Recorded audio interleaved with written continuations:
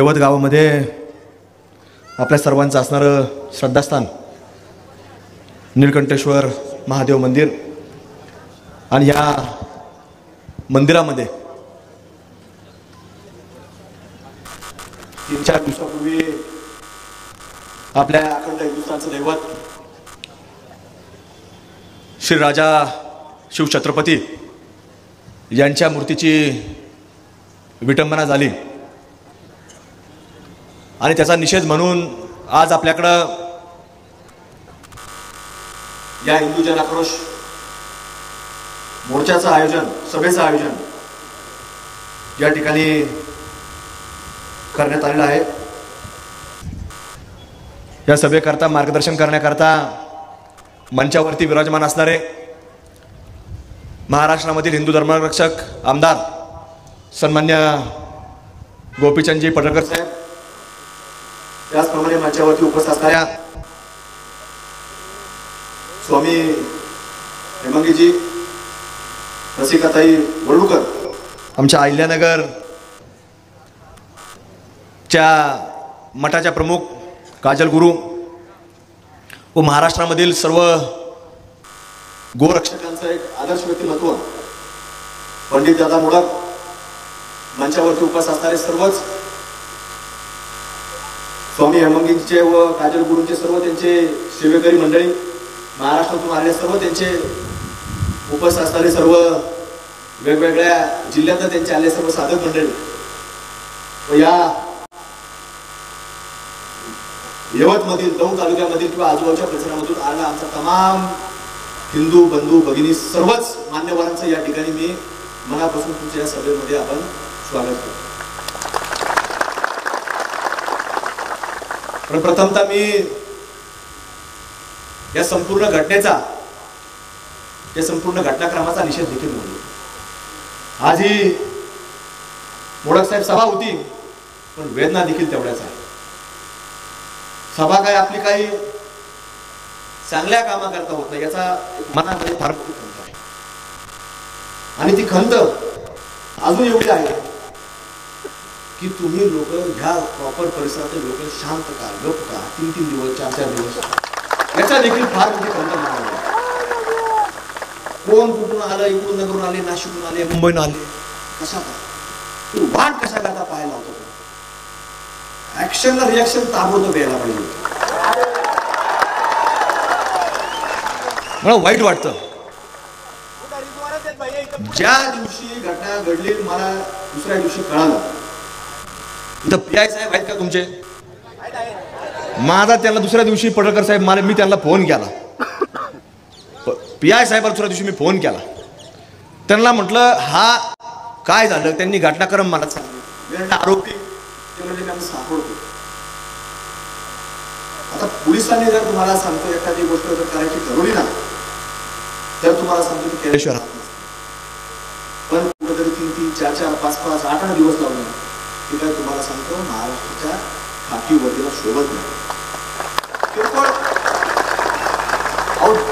झुरळ आहे हो, आणि झुरळ जर आपल्याला सापडत नसेल आपल्या तुम्हाला सांगतो शोधणारी गोष्ट। आणि की कोणाबद्दल ही काय आमचे काय पुतळे झाले नाही। आता हे माऊली म्हटले तुमचं नाव दीपक आहे, तुम्ही सांगितलं थोडं कसं कसं काय म्हणले असतील, माझं काय म्हणलं असतील, आमचं जाऊ द्या। आपल्या सर्वांचं आराध्य दैवत आहे, भारत देशाचं आराध्य दैवत आहे, त्यांच्याबद्दल केलं ते आमचं जाऊ द्या। आम्ही आज आहे, उद्या नाही, अजून कोणी येतील, पण आज त्यांचा इतिहास 500-500 वर्षापूर्वीचा इतिहास, आणि हा इतिहास जर कोणी पुसण्याचा प्रयत्न करत असेल तर या लोकशाहीमध्ये पहिला अधिकार आपल्या खाकी वर्दीचा आहे। तुमची जबाबदारी पहिली आहे या खाकी वर्दीचा दाग दाखवणं आणि हे झुरळ पायाखाली तुडवणं। घरामध्ये जर स्वयंपाक घरामध्ये तुम्हाला सांगतो ते झुरळ निघाला ना, ती आमची माय माऊली पाहत नाही की पुरुष कुठे त्याला बोलवा, ती माय माऊली लगेच ते हातात जे असेल बेलन जरी असलं ना तर ती त्या झुरळावर काय करतात माऊली तुम्ही सांगा, ठेवून ते धुवा लागतं, परत माय माऊलीला काम वाढतं, धुतीत ते, पण ती आपली पुरुष मंडळीची वाट बघत नाही। तशी ही कोण आहेत हे लोक, कोण आहे? झुरळ आहे। तर आमची प्रशासनाला विनंती आहे, अशी वेळ तुम्ही उद्या नका. आणि तुम्हाला जर कोणी प्रेशर करत असेल तर ते खाळूस या लोकांच्या कानात सांगा. मग आम्ही सगळे लोक आहेत ना, मग आम्ही आहेत ना सगळे. मग त्यांच्या गोष्टी चालूच आहे, उठाव दांडे अमक तमक हे चालूच आहेत ना, या लोकांच्या गोष्टी चालूच आहेत. मग आम्ही सगळे आहोत ना. इथं कुठलाही राजकीय पक्ष नाही, इथं कुठलंही राजकारण कुठले करण्याकरता आले नाही, कुठली राजकीय निवडणूक सुद्धा नाही आहे. आता आमच्या दोघांच्या तर निवडणुका आत्ताच झालेल्या आहेत. आता 5 वर्षांनी निवडणूक आहेत आणि त्याला तुम्ही आहेत ना. आम्हाला या जुरळांची अजिबात गरज नाही, हे सुद्धा आज सांगतो, अजिबात गरज नाही. आणि जरी त्या निवडणुकीत काही झालं गेलं, याच्या नशिबात असेल ते होईल, तरी सुद्धा जरी त्याच्यावर आम्ही तिथपर्यंत नाही गेलो तर तुमच्यामध्ये आम्ही आहेत ना. ते जर कोण अडवणार आहे, त्याला कुणी अडवत नसतं. त्यामुळे त्याची चिंता करायची नाही. या महाराष्ट्रामध्ये, अखंड भारतामध्ये फक्त आणि फक्त एक विचार चालला पाहिजे, तो म्हणजे छत्रपती शिवाजी महाराजांचा. आणि त्याला कुठंतरी कुणी गालबोट लावायचा प्रयत्न करत असेल तर आपल्या सगळ्यांचं रक्त हे सळसळलं नाही पाहिजे, तर खवळलं पाहिजे. आणि ते खवळून त्या ॲक्शनला रिॲक्शन आली पाहिजे. आता ताईंनी सांगितलं 26/11 मधले आरोपी इथं होते. कुठल्या मस्जिदीत 1च्या वर 2, 2च्या वर 4, 4च्या 8 झाल्या, 10 झाल्या, कुणी आता काही वेगळा आकडा सांगत. पण हे सगळं आपल्या नजरेसमोर घडते काय, आपल्या नजरेआड कुठं घडत नसतं. पण आपण काय होतो, जागृत नसतो, आपण दुर्लक्ष करतो. दुर्लक्ष कसं करतो, प्रत्येकाने काय हातामध्ये काहीतरी घ्यावं आणि त्याच्यावर आक्रमण करावं असं तर नाही आहे. पण आपण आपल्यातल्या काही मंडळी जागृत केले पाहिजे. आमच्यासारखे जे काही लोकप्रतिनिधी असतील त्यांच्यापर्यंत आपण ह्या सगळ्या घटनाक्रम पोहोचवल्या पाहिजेत. त्यांना सांगितलं पाहिजे की बाबांनो हे असं असं घडतंय. गाव पातळीवरती तुमचे जे काही राजकीय मंडळी असतील त्यांना सांगितलं पाहिजे. आणि याला कुठंही परवानग्या नसतील तर याच्यावर कायदेशीररित्या हा एक लढा देखील आपण उभा केला पाहिजे. आज सभा जरी झाली तर आज या सभेच्या नंतर आपल्या सर्वांची जबाबदारी आहे की आपण आता प्रत्येकाने या लढ्याच्या विरोधामध्ये आपण जसे आता काही फलक पाहिले तर त्या फलकाप्रमाणे आपण प्रत्येकाने एक आराखडा आता हातामध्ये घेतला पाहिजे. आणि त्याच्या माध्यमातून प्रत्येकाने वेगवेगळ्या विषयावरती सातत्यानं पाठपुरावा केला पाहिजे. जे अधिकृत असेल आणि जे अनधिकृत असेल त्याचा पाठपुरावा आपण सर्व मंडळींनी केला पाहिजे. आज एक व्यक्ती कुठंतरी आपल्या मंदिराच्या परिसरामध्ये येतो, छत्रपती शिवाजी महाराजांच्या पर्यंत हात घालतो.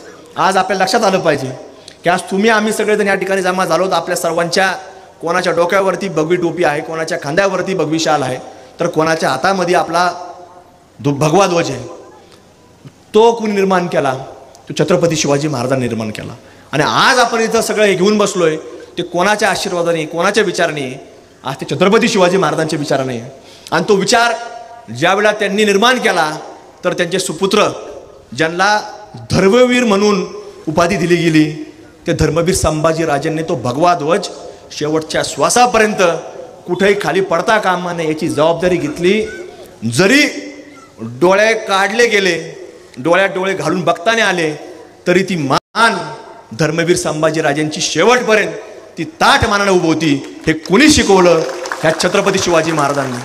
आणि म्हणून त्यांनी जर आपलं रक्षण केलं असेल, त्यांच्यामुळे आपण जर हिंदू म्हणून इथपर्यंत असेल तर आपल्या सर्वांचं प्रथम कर्तव्य आहे की त्यांच्या विचारधारा निर्माण करणाऱ्या जिथं जिथं काही पोस्टर असेल, जिथं जिथं काही अशा छोट्या मोठ्या मूर्त्या असतील तर आपल्या सर्वांची सामुदायिक जबाबदारी तिथपर्यंत जर हात आला तर तुम्हाला सांगतो तो हात परत जात आणि शाहिस्त खानाचाच हात असला पाहिजे.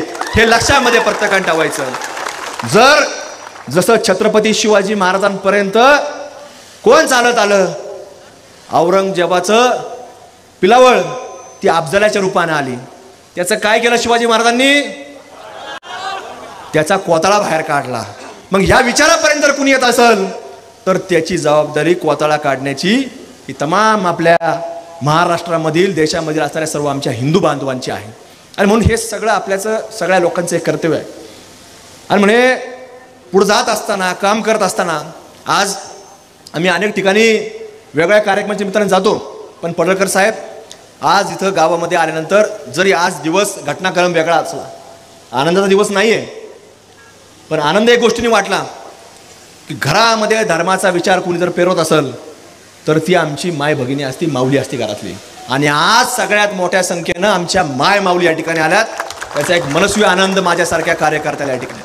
त्यामुळे तुम्ही देखील प्रत्येकाने जिथं जिथं आपण जाऊ त्या त्या ठिकाणी माय माऊलींना अशा कार्यक्रमात आणलं पाहिजे. कारण जोपर्यंत ती आपल्यामध्ये सहभागी होणार नाही, आपल्या अडचणी तिला कळणार नाही, तर ती घरापर्यंत आपल्या मुलाला शिकवणार नाही की बाळ तू जन्माला आलायस, तुझं सगळं भविष्यामधलं ही शिकवण, भविष्यामधले संस्कार हे छत्रपती शिवाजी महाराजांनी घालून दिलेल्या भगव्या पताकाप्रमाणेच होणार आणि सनातन हिंदू धर्माप्रमाणेच तुझी वाढ होणार. ते सातत्यानं घरामध्ये ते माय माऊलींनी सांगितले आणि आज तुमच्याकडे आले. त्याचं एक मनापासून तुमचे मी पाऊस आता थोडं थोडं चालू आहे. ते जुरळा तशी येतात जातात ना, तसा पाऊस थोडाफार जाऊन येतोय, पण तुम्ही हल्ल्या नाहीत. बरं, त्याचा एक आनंद वाटतो. या गावामध्ये आता इतिहास तुम्ही सांगितला की 26/11 वगैरे, तुम्हाला हे सगळं माहिती असताना आता तुम्ही सावध झाले पाहिजे. प्रशासन या ठिकाणी आहे.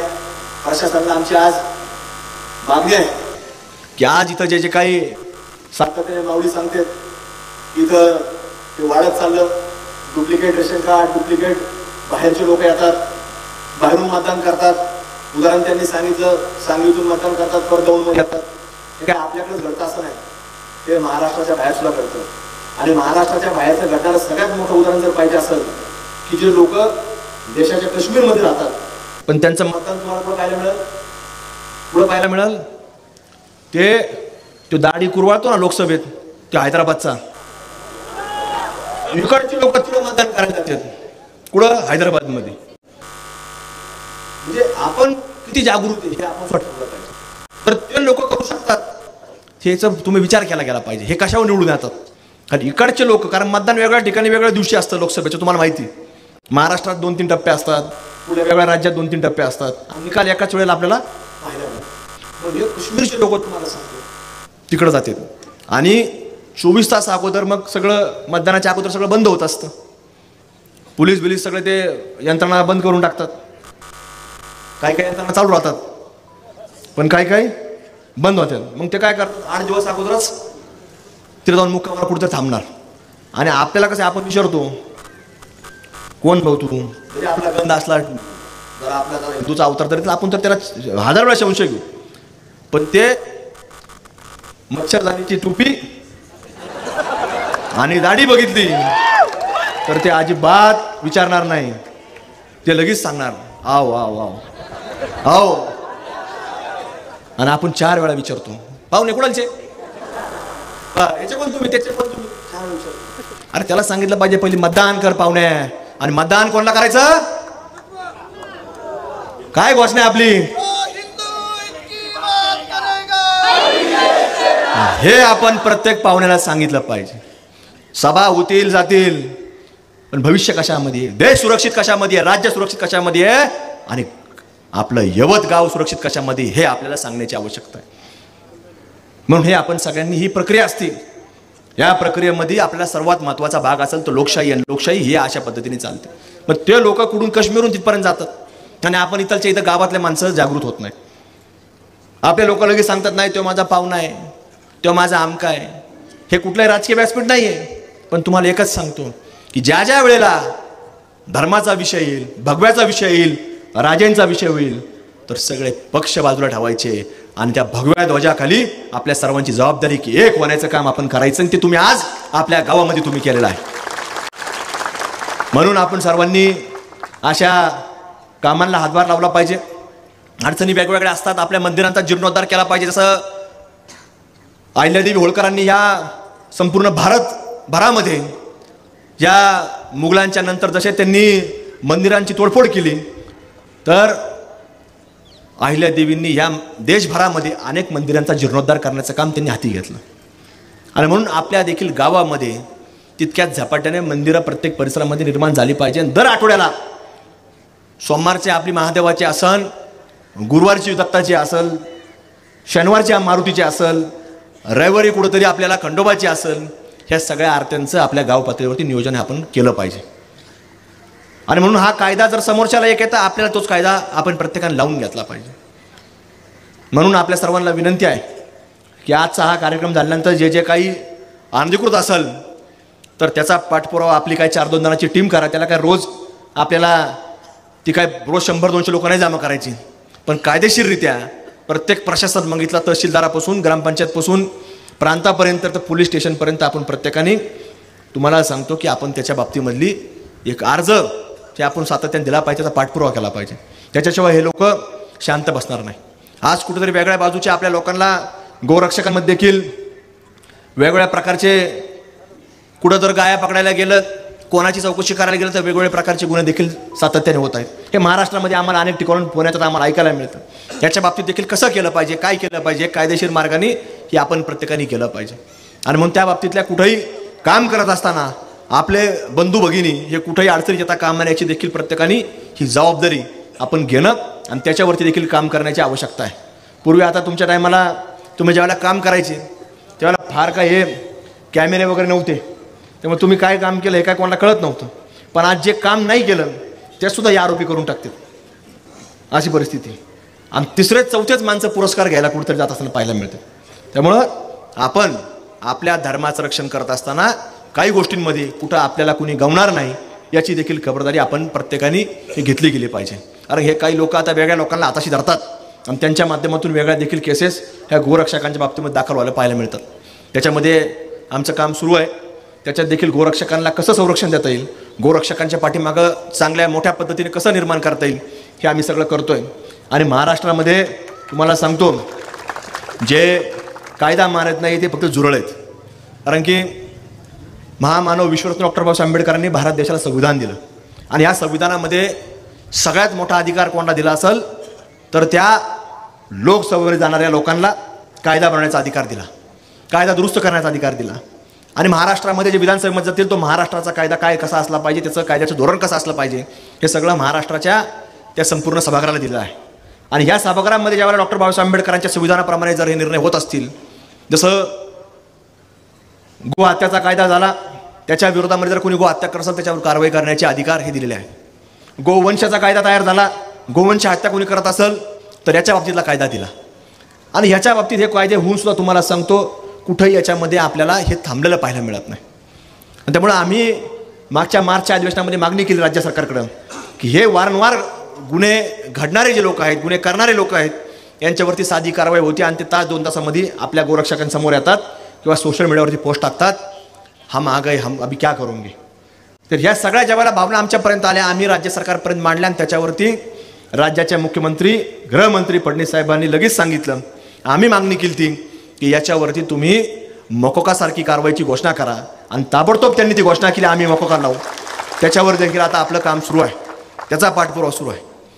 आणि भविष्यामध्ये आज आमची मागणी आहे, या सभेच्या माध्यमातून मागणी आहे की आता जसं पडळकर साहेब आपल्याकडे सगळे सातत्याने महाराष्ट्राभर मोर्चे चालू आहेत की आता महाराष्ट्रामध्ये सगळ्यात मोठी आवश्यकता जर कशाची असेल तर 2 कायदे जास्त तयार करण्याची आवश्यकता आहे. आणि ते म्हणजे आपल्या माय माऊलींचं रक्षण ज्याच्यातून होईल तो लव जिहादच्या विरोधामध्ये एक कायदा तयार झाला पाहिजे. आणि दुसरा लँड जिहादच्या बाबतीमध्ये एक नवीन कायदा हा लवकरात लवकर अंमलात आणावा, याच्याकरता देखील आपला पाठपुरावा हा राज्यस्तरावरती सुरू आहे. त्याच्याकरता तुमचं अनेक लोकांचं वेळोवेळी तुम्हाला सांगतो समर्थन लागणार आहे. जरी कुणी उपस्थित राहू शकलं नाही तर आज आपल्याला सोशल मीडियासारखं माध्यम आहे, कोणाला घाबरू नका, निर्भीडपणे त्या व्यासपीठावरती तुमचं मत मांडा की याला आमचं समर्थन आहे.